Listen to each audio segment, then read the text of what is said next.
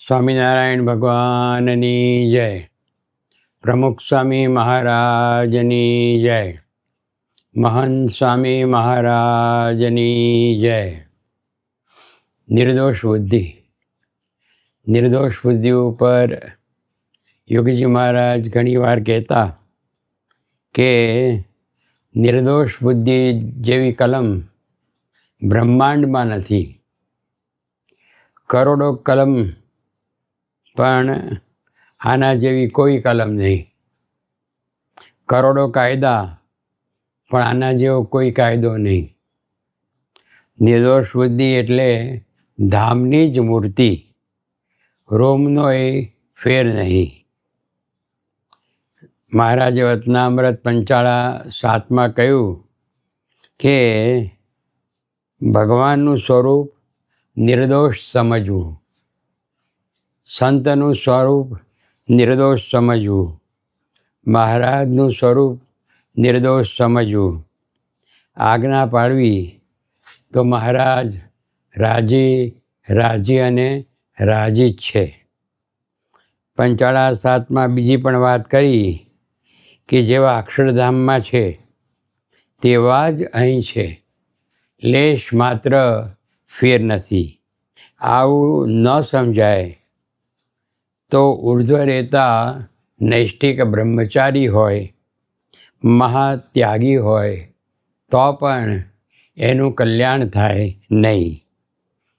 એટલે આ રીતે શ્રીજી મહારાજે પોતે વચનામૃતમાં નિર્દોષ બુદ્ધિ ઉપર ભાર મૂક્યો અને સંપ્રદાયમાં આપણે જોઈએ તેવા ભક્તો થઈ ગયા. પર્વતભાઈ હતા, પંચાળામાં મહારાજને વિરાજમાન કર્યા.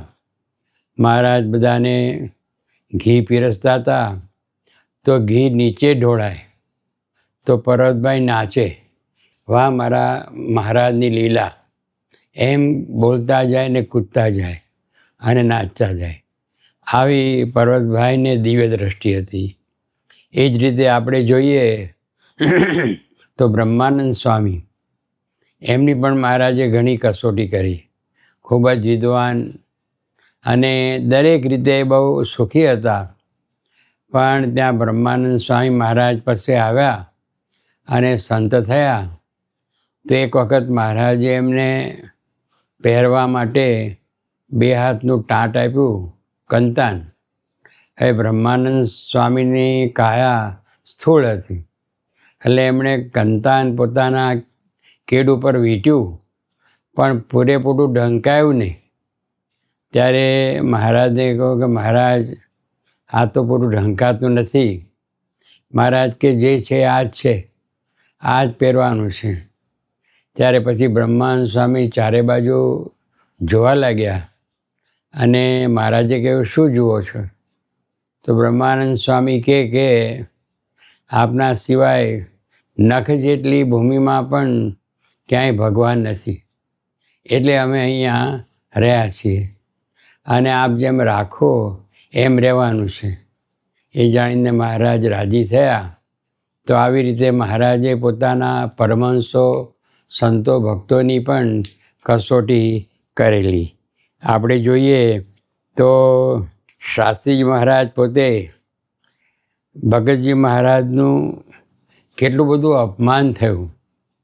ઠેર ઠેર હડે થતા હતા તો પણ શાસ્ત્રીજી મહારાજે ભગતજી મહારાજને પોતાના ગુરુ, મોક્ષના દાતા માનીને એમની સેવા કરી. ભગતજી મહારાજને એ રીતે શાસ્ત્રીજી મહારાજને ભગતજી મહારાજમાં અત્યંત નિર્દોષ બુદ્ધિ અને દિવ્ય ભાવ, કોઈ જાતનો ભાવફેર નહીં. એ જ રીતે આપણે જોઈએ તો શાસ્ત્રીજી મહારાજ પોતે મહાન વિદ્વાન અને એવા એકાંતિક સંત, અને ભગતજી મહારાજ તો ગ્રહસ્થ, તો પણ એ રીતે શાસ્ત્રી મહારાજે એમને છોડ્યા નહીં અને એને માટે અપમાન થયું, તિરસ્કાર થયો, સત્સંગમાંથી વિમુખ થવું પડ્યું, ધોળા કપડાં પહેરવા પડ્યા. આવા અનેક સંકટો આવ્યા પણ શાસ્ત્રી મહારાજે ભગતજી મહારાજને છોડ્યા નહીં. કારણ કે એમના મોક્ષના દાતા જાણ્યા હતા, પરમેકાંતિક સંત જાણ્યા હતા, ગુણાતીત સંત જાણ્યા હતા. એટલે શાસ્ત્રીજી મહારાજ હંમેશા અનેક પ્રસંગોની અંદર, અનેક કસોટીની અંદર પણ ભગતજી મહારાજને વિશે પોતે અખંડ જોડાયેલા રહ્યા. એ રીતે આપણે જોઈએ તો યોગીજી મહારાજ પણ પોતે કહેતા કે કોઈ એમ કે શાસ્ત્રી મહારાજ શું કરે છે, કોઈ કે ઊંઘી ગયા છે, સૂઈ ગયા છે. યોગી મહારાજ કે સૂઈ ગયા છે એમ ન કહેવાય, બીજા બ્રહ્માંડમાં કામ કરવા ગયા છે. આટલો બધો દિવ્ય ભાવ. અને